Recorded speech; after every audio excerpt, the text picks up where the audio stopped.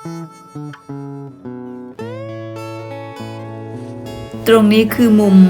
ทาวน์โฮมที่น่าอยู่มากๆเลยค่ะวันเสียดายที่ซื้ออพาร์ตเมนต์ก่อนที่นี่นะคะจริงๆแล้วตรงนี้น่าอยู่เป็นทาวน์โฮม2 ชั้นคือ1 ห้องอยู่ข้างล่างของอีกเจ้าหนึ่งและข้างบนอีกเจ้าหนึ่งแบ่งเป็นสัดส่วนอย่างชัดเจนค่ะแล้วก็ชั้นล่างจะมีระเบียงเปิดแล้วมีพื้นดินที่เราสามารถทำสวนเล็กๆได้ด้วยนะคะสีสันสวยงามเดินไกลไปตามสายน้ำไปมองความงามของพงไพรเก็บเห็ดตรงนี้เป็นบ้านพักคนชราสำหรับคนชราที่ป่วยแล้วใช้วีลแชร์คือเดินขึ้นบันไดไม่ได้นะคะก็เรียกว่าเป็นสวัสดิการสังคมที่คนสูงอายุอยู่ในวัยเกษียณสามารถเลือกอยู่ได้ในราคาประหยัดและมีพยาบาลคอยดูแลยามเจ็บป่วยค่ะนี่เป็นวิวด้านรอบตัวเมืองนะคะก่อนทางเข้าป่าส่วนวันจะอยู่ด้านหลังอพาร์ตเมนต์ตรงนี้ออกไปอีกค่ะมีภูเขาล้อมรอบทั่วทิศทางและทุกป่ามีเห็ดจ้าสวัสดีค่ะยินดีต้อนรับสู่ชาแนลมาดามบ้านนาสวีเดนนะคะ Hi everyone welcome to my channel Madam Bana Sweden today I come to collecting mushroom in Swedish forest again and I have to check this wood they not hunting today I make the clip in Saturday now is 1:30 p.m. Just near evening after lunch the sunshine is coming to 4 o'clock I just come to the wood by bicycle today วันนี้นะคะแสงแดดออกประมาณบ่ายโมงค่ะวันเช็คตามแอปพลิเคชันเมื่อเช้าฝนตกอุณหภูมิช่วงนี้นะคะก็คือ0 องศาถึง10 องศาและก็มีฝนตกในทุกวันค่ะแล้วเขาก็บอกว่าแดดจะออกบ่ายโมงถึง4 โมงเย็นนะคะวันอยากไปจุดแจ็คพอตบนป่าภูเขาสูงมากๆเลยค่ะแต่เราไม่แน่ใจนะคะว่าวันจะเดินไปถึงไหมเพราะว่าวันจะเช็คแสงแดดอยู่ตลอดเวลาโอเคค่ะลุยค่ะทุกคนเริ่มต้นติดถนนเลยนะคะเรามาเจอเห็ดมันปูค่ะทุกคนมันออกช้านะคะจุดนี้วันเคยมาดูแล้วรอบหนึ่งตอนที่เห็ดมันปูออกค่ะปรากฏว่าเขายังไม่ออกค่ะพอวันมาตอนนี้คือปลายฤดูกาลแล้วค่ะปรากฏว่าเห็ดมันปูสวยมากทุกคนก็ถือว่าเป็นจุดเริ่มต้นที่ดีของเรานะคะได้เห็ดมันปูท้ายฤดูกาลแล้วก็สวยมากด้วยค่ะทุกคนจ๋านี่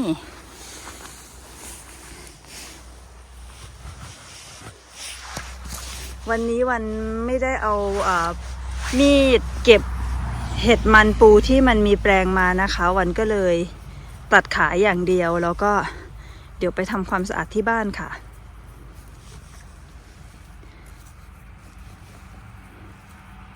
จุดเริ่มต้นสวยงามมากเลยค่ะมาเจอเห็ดอะไรก็ไม่รู้ค่ะอันนี้คือวันไม่รู้จักนะคะแต่พามาชมค่ะส่วนอันนี้เป็นคู่แฝดของเห็ดเหลืองมันปูค่ะขาจะเป็นสีออกส้มๆนิดนึงนะคะใต้ดอกจะเป็นสีส้มๆนิดนึงค่ะอันนี้คือเห็ดพิษแต่ไม่ถึงกับเสียชีวิตนะคะแต่กินแล้วท้องเสียอะไรประมาณนั้นส่วนอันนี้เห็ดอะไรก็ไม่รู้ค่ะหน้าตาเป็นแบบนี้ใครรู้ก็ช่วยคอมเมนต์มานะคะส่วนเราก็เดินขึ้นเขากันค่ะวันมาเริ่มจากจุดตรงนี้เป็นทางขึ้นเขานะคะติดถนนเลยค่ะได้ยินเสียงรถไล่หลังมานะคะมันเคยมีเห็ดดำที่สวีเดนเรียกว่าทรัสคันตาแรนนะคะวันก็จะเรียกเห็ดทัดค่ะแล้วก็ เพิ่งจอดจักรยานเสียงหอบก็มาจ้าเนี่ยนะคะเห็ดทัดมันชอบเกิดกับป่าที่เป็นต้นมอสสูงๆแบบนี้ค่ะ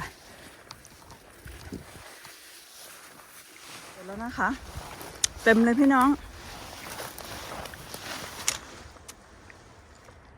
เก็บยากไม่เก็บนะคะอยู่ใต้ต้นไม้ที่มันล้มค่ะวันนี้เราก็สวยเลือกได้นะคะดูค่ะ เก็บยากแล้วก็ไม่เก็บนะคะ แต่ตรงนี้เอาซะหน่อยเนาะมัน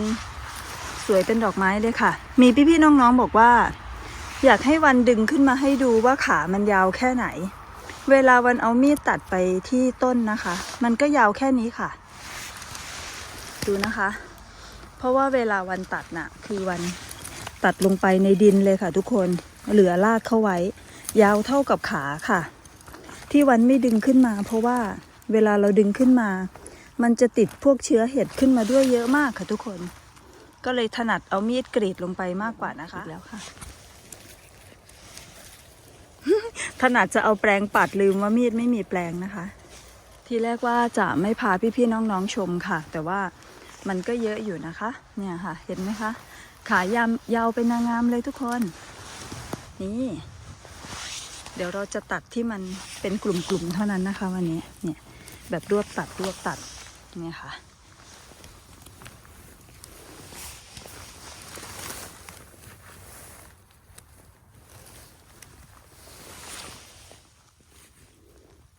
บานเต็มที่สวยเป็นดอกไม้เลยค่ะ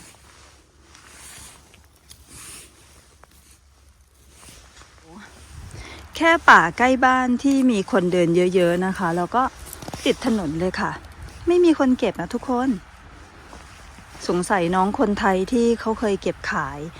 ปีนี้ไม่น่าจะมานะคะเนี่ยค่ะอยู่ใต้ต้นสนที่มันล้มเยอะมากเลยค่ะวันก็จะเลือกตัดเฉพาะดอกสวยๆนะคะยาวเป็นทางน้ำไหลเลยค่ะเนี่ยค่ะเยอะมากพี่ๆน้องๆ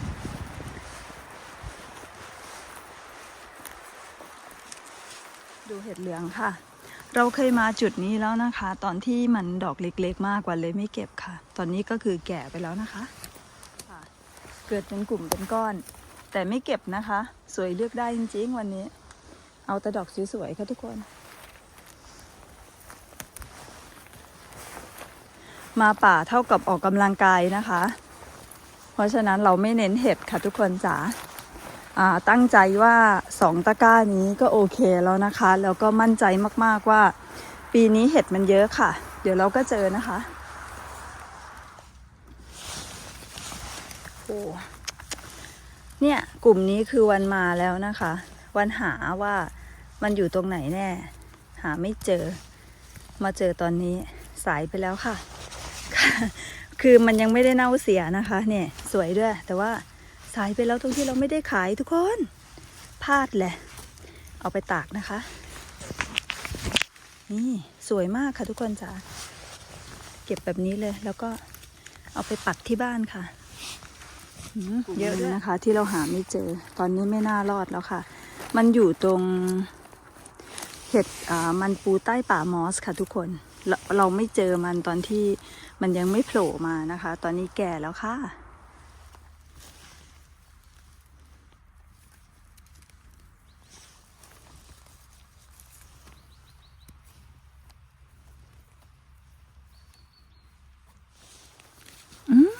2 ดอกค่ะดอกนี้อีกนี่ดอกน้อยด้วยนะเพิ่งเกิดเลยค่ะโอ้ยสวยจัง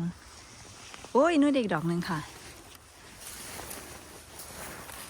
โอ้2 ดอกค่ะทุกคนแต่ดอกนี้ต้องขอเช็คดูก่อนนะคะไม่ไหวแล้วค่ะดอกนี้ได้ค่ะขาแข็งอยู่นะคะ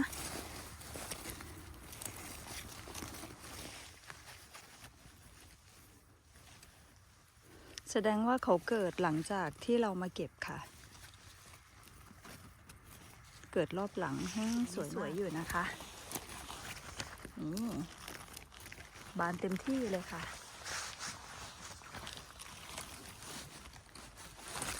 ตรงนี้เน่าไปเลยนะคะเยอะมากพี่ๆน้องๆเห็ดดำปีนี้จริงๆโซนนี้นอกจากวันแล้วเขาก็มีคนอื่นเก็บขายอยู่นะคะโอ้ยตรงนี้เป็นกลุ่มใกล้น้ำตกเลยค่ะ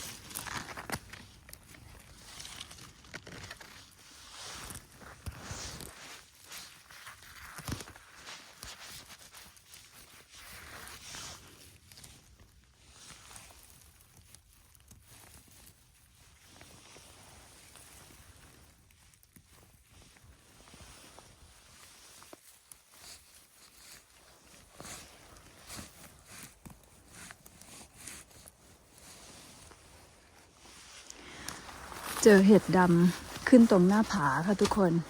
ดูโอ้ยสวยงามมากโอ้ขึ้นแบบนี้เลย แล้วก็สวยมากเลยค่ะทุกคน อยู่ตรงหน้าผานะคะ ผาแดงนางไอ่เลยจ้า ดูป๊าดแต่วันไม่เก็บเขาไว้นะคะ เผื่อมีคนมาอยากชมบ้างค่ะทุกคนจ้า มีอย่างนี้ด้วย มันแก่แล้วด้วยค่ะทุกคน นี่เราก็เอาเขาไว้แบบนี้นะคะ ให้เป็นความงามตามธรรมชาติไปจ้า สวยงามมาก ส่วนตรงนี้เก็บค่ะ ดูค่ะ เพราะว่าขายาว เราเน้นขานะคะวันนี้อุ้ยดูช่อนี้ ช่อนี้ค่ะทุกคนโอ้ยสวยมาก นี่นะคะ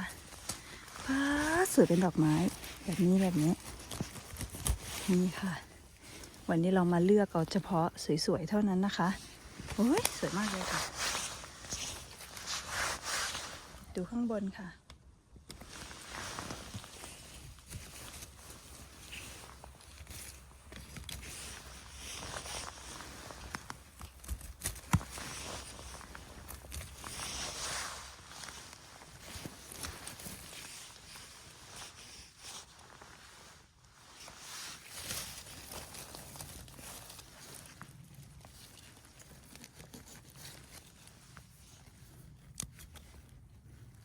ดูกลุ่มนี้ค่ะ อยู่ใต้ใบไม้ โอ้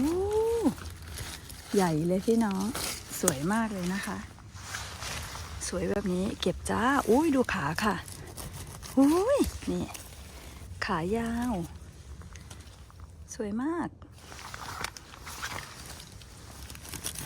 เจอกลุ่มใหญ่ๆแบบนี้นะคะ2-3 กลุ่มเรียกว่าเต็มตะกร้าเลยค่ะนะคะปาดมาเป็นช่อๆเลยค่ะ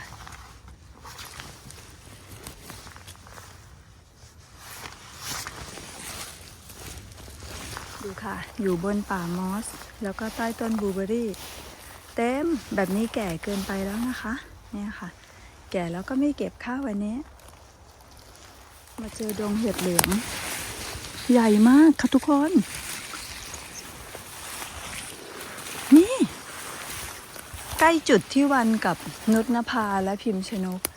นั่งกินข้าวกันค่ะเสียดายจัง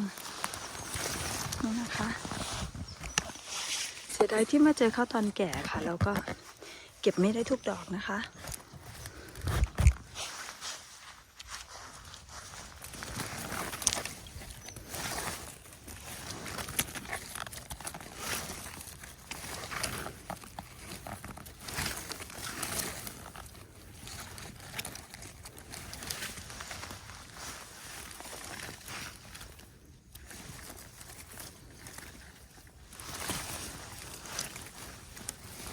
เดี๋ยววันก็จะพาทุกคนเดินลงแล้วนะคะ เดินกลับ มาเดินในป่าประมาณ1 ชั่วโมงค่ะ ออกกำลังกาย เดินมาเจอเห็ดตรงหน้าผาอีกแล้วค่ะ จุดแรกนะคะ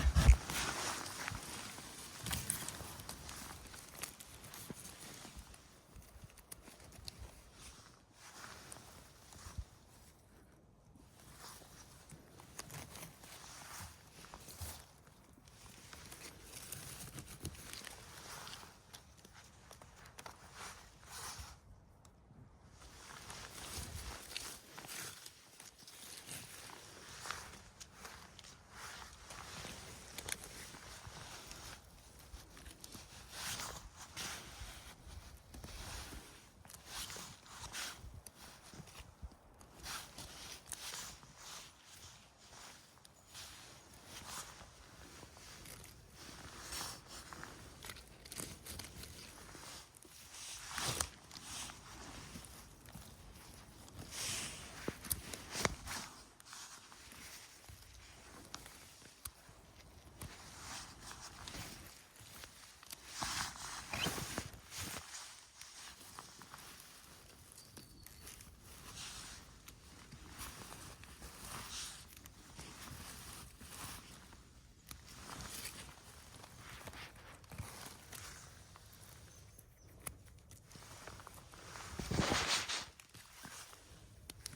เกิดแบบ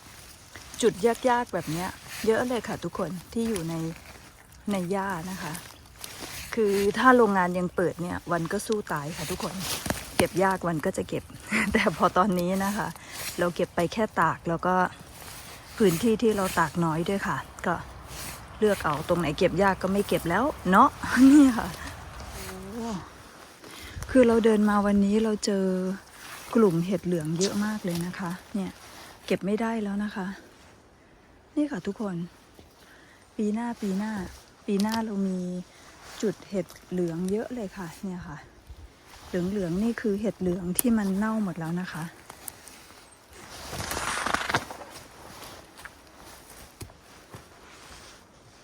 โหวันมองมาเห็น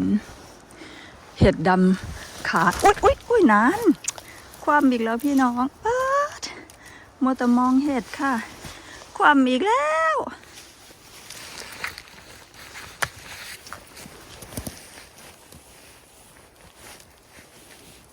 หลุดมือค่ะทุกคน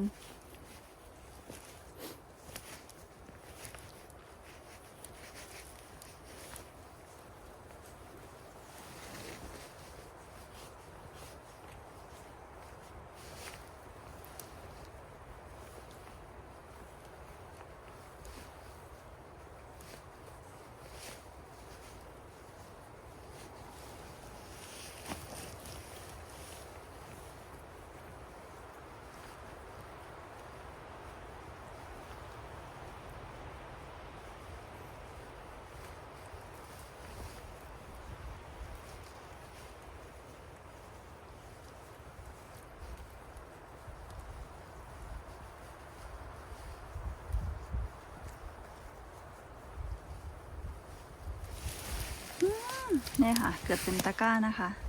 สีสวยมากนี้นะคะที่รีบพาเดินขึ้นมาค่ะสวยมากๆเลยค่ะมองมาแบบมันอยู่ตรงหน้าผาจุดนี้มีแต่บนผาหินนะคะมองมาคือสวยมาก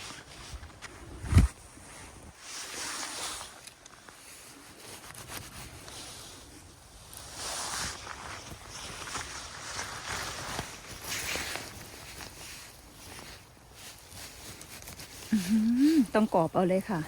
นี่อันนี้เรียกว่าเก็บเห็ดเป็นกอบเป็นกำพี่น้อง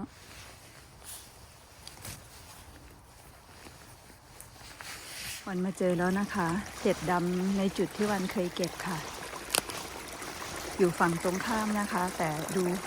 มุมนี้เห็ดอยู่ในจุดที่สวยงามมากนี่ค่ะทุกคนจุดแรกนะคะเราก็ดอกสวยมากเลยค่ะไปค่ะแล้วเราก็จะเดินออกนะคะจากจุดตรงนี้จุดที่มันมาเก็บทุกปีค่ะทุกคน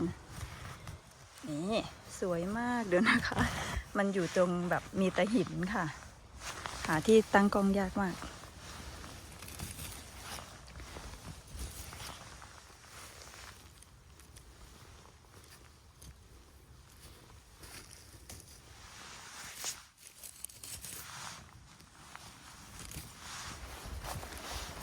โอ้ยดูค่ะขามันจะสั้นไปหน่อยนะคะวันก็สละสิทธิ์ให้เขา เป็นเชื้อไปเนาะพี่น้องนี่ค่ะมันมีเยอะค่ะทุกคนจ๋าอุ้ยมีรอยกวางไม่แน่ใจว่ากวางหรือคนนะคะนี่รอยกวางค่ะกวางชอบกินเห็ดดำนะคะแล้วก็เก็บได้บ้างค่ะตรงนี้แหละคือวันตั้งใจพาทุกคนมาเลยนะคะปรากฏว่าบางจุดมันช้าไปแล้วค่ะนี่นะคะบางจุดคือเน่าไปแล้วค่ะตรงนี้ปีที่แล้ววันเก็บเป็นมุมที่สวยมากนะคะปีนี้เป็นมุมที่เห็ดเน่าไปแล้วค่ะ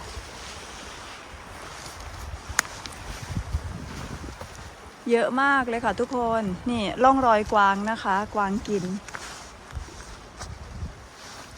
เนี่ยนะคะพามาชมค่ะนี่อุ้ยเนี่ยค่ะเห็ดนะคะเนี่ยอุ้ยอันนี้เห็ดดำขาส้มค่ะทุกคนใช่ไหมหรือว่าเห็ดดำเฉยๆอ๋อเห็ดดำทัดคันตาแลนค่ะแต่ว่ามันบานมากแล้วนะคะมันแก่แล้วค่ะวันก็ไม่เก็บนะคะน้ำตกคือ เสียงสดชื่นมาก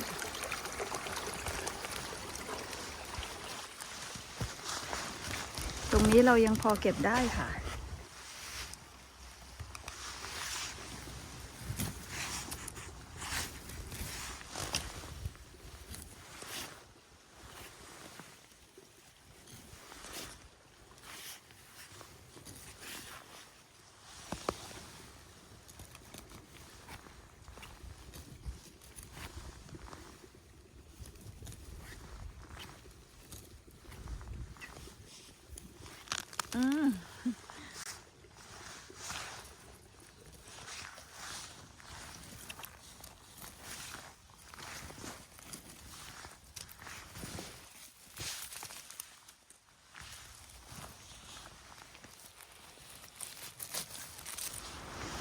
มองเห็นเห็ดอะไรไกลๆค่ะ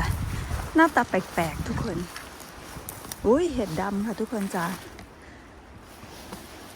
นี่เห็ดดำที่มันแก่แล้วนะคะ แต่อันนี้อ๋อเห็ดหนังไก่ค่ะ เต็มเลยค่ะ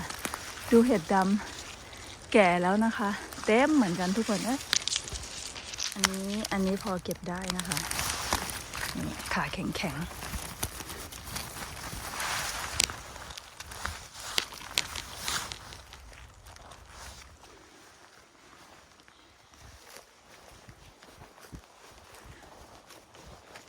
นี่นะคะ วันนี้พระอาทิตย์ตก4 โมงเย็นค่ะ ตอนนี้บ่าย 2 โมงครึ่งนะคะ วันกำลังจะเดินออกจากป่าค่ะ ก็เลยพามาด้านนี้ที่เดิน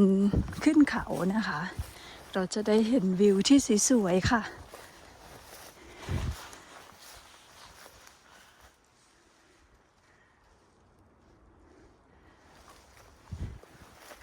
มองเห็นแสงพระอาทิตย์นะคะ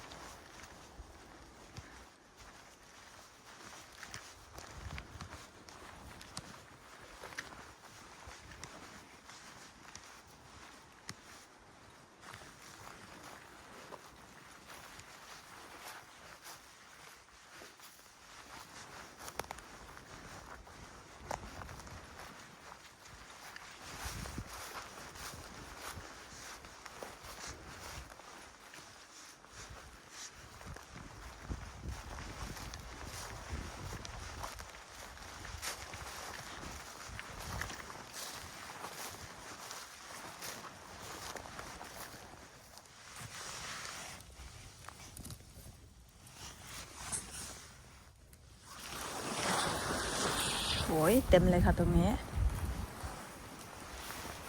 ไซส์เล็กๆกำลังอ่อนน่ากินจ้า โอ้ยเยอะเลยค่ะทุกคนจ้าเป็นทางน้ำไหลเลยค่ะเนี่ยแหละค่ะ อันนี้คือที่เราควรเก็บนะคะ ส่วนดอกแก่กว่านี้คือมันไม่อร่อยแล้วค่ะ มันก็จะเริ่มกลิ่นนี้คือยังกรุบกรอบอยู่นะคะ แต่ว่าขาสั้นค่ะตรงนี้นี่ตัดถึงดินแล้วนะคะ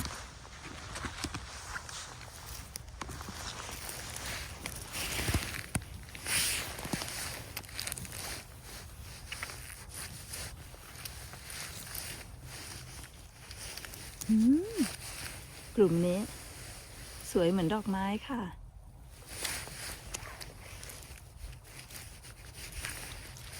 ตะกร้าเราเต็มแล้วนะคะ วันตั้งใจจะมาเอาตะกร้าเดียวค่ะพี่ๆน้องๆเราจะเดินกลับบ้านกันแล้วนะคะ เดินออกแล้วค่ะ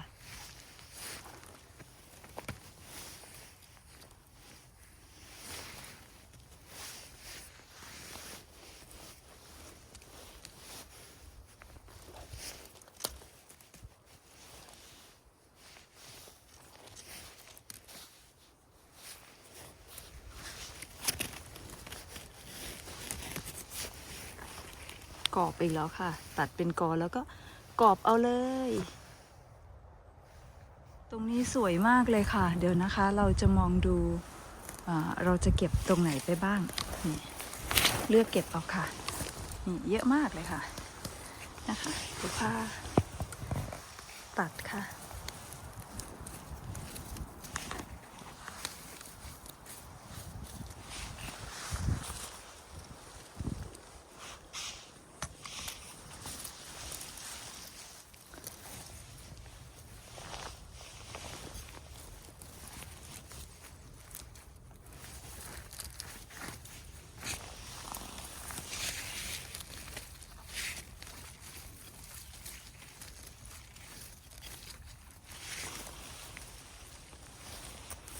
อันนี้ดูค่ะ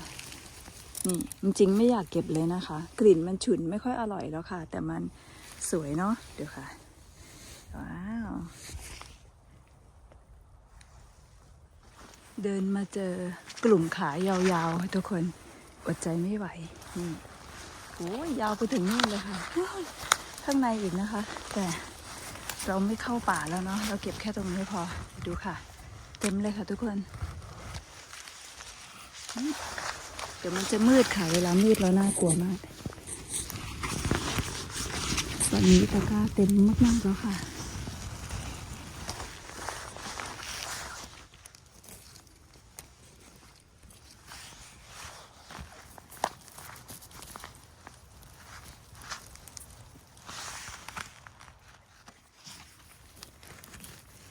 ไม่ก็ทุกคน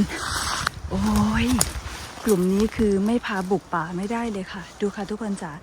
มองเห็นไหมอ่ะนู่นเหลืองๆข้างหน้าแล้วนะคะโอ้ย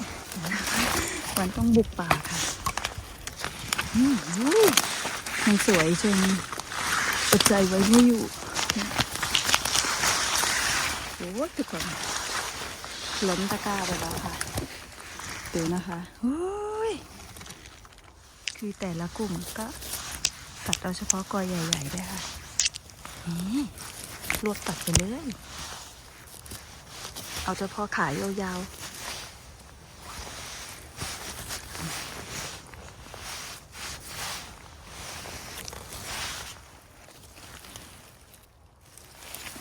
วันเจอเห็ดเหลืองมันปูใต้ต้นสนมาลุ้นกันค่ะว่ารอดไหมนะคะแก่หมดหรือยังนู้นตรงนั้นก็มีค่ะต้องจับดูขาดูดอกก่อนนี่ดอกนี้น่าจะรอดดอกนั้นก็เอาไว้ทำพันธุ์ไปเนาะเอาไปดอกเดียวค่ะนี่ค่ะเต็มตะกร้าล้นๆแล้วค่ะเห็ดดำที่ขึ้นขายาวเป็นนางแบบ อย่างนี้ก็อดใจไม่ไหวค่ะนี่เป็นสีดำสวยด้วยนะคะอุ้ยดูค่ะว่าเป็นกลุ่มใหญ่เลยทุกคนอยู่ใต้ต้นบลูเบอร์รี่ค่ะตั้งกล้องยากเลย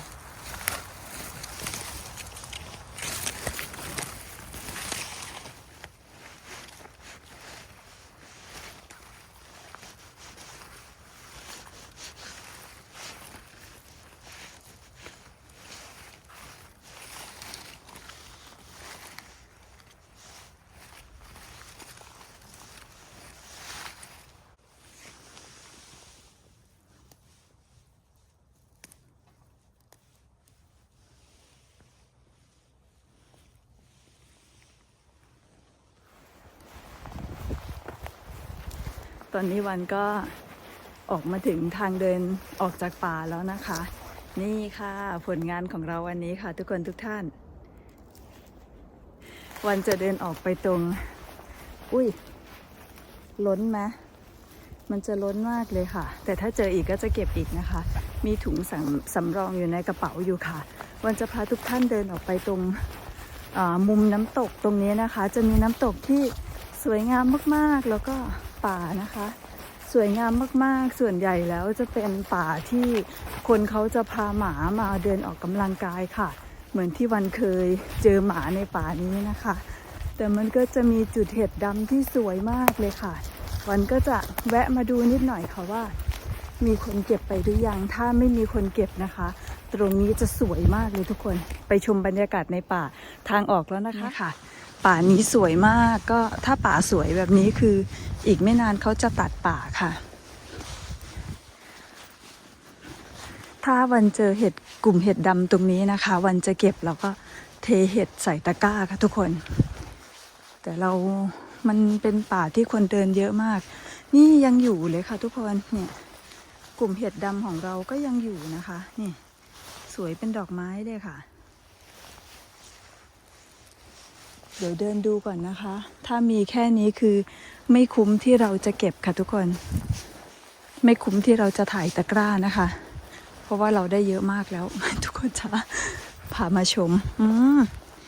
มันก็มีร่องรอยคนเก็บไปบ้างค่ะเนี่ยนะคะ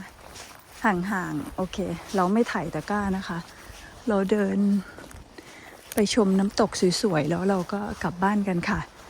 เนี่ยนะคะเห็นขาเหลืองๆไหมคะเห็ดดำจ้า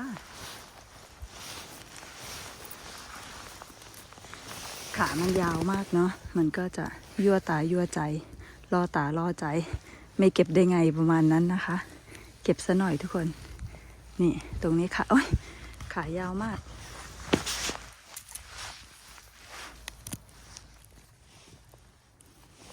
มอสมันสูงนะคะขามันก็เลยยาวที่สุดเท่าที่เราเก็บเลยค่ะเนี่ย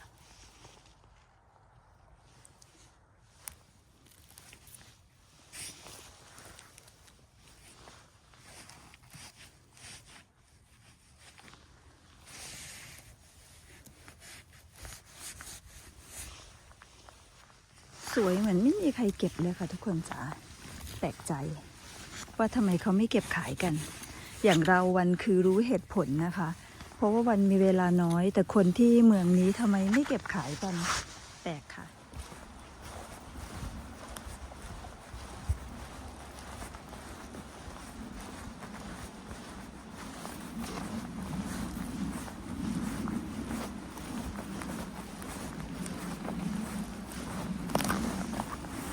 นี่ตรงนี้มีร่องรอยการเก็บของคนอยู่นะคะ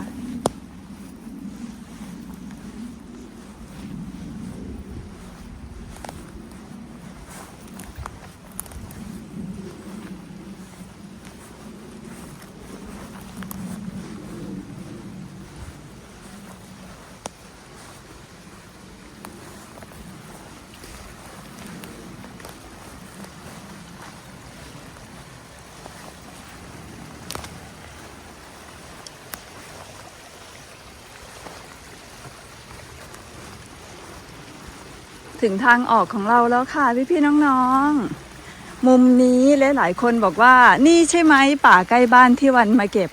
นี่ค่ะป่าใกล้บ้านจริงๆต้องมุมนี้ค่ะทุกคน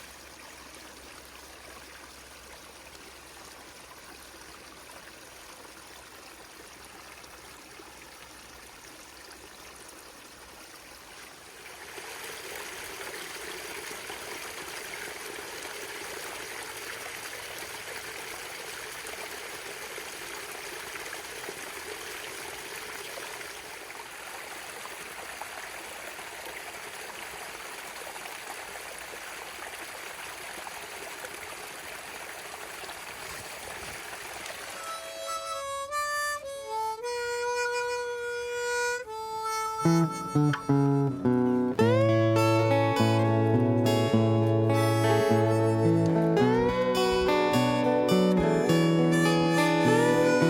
ทางจักรยานกลับบ้านค่ะ ในป่าไม่เจอน้องนะคะ ออกจากบ้านเข้าป่ามาไกล โลกสดใสชีวิตได้เรียนรู้ เก็บเห็ดป่าเห็ดพึ่งหวานเห็ดมันปูยาหมอดคลุมอยู่ สีสันสวยงาม เดินไกลไปตามสายน้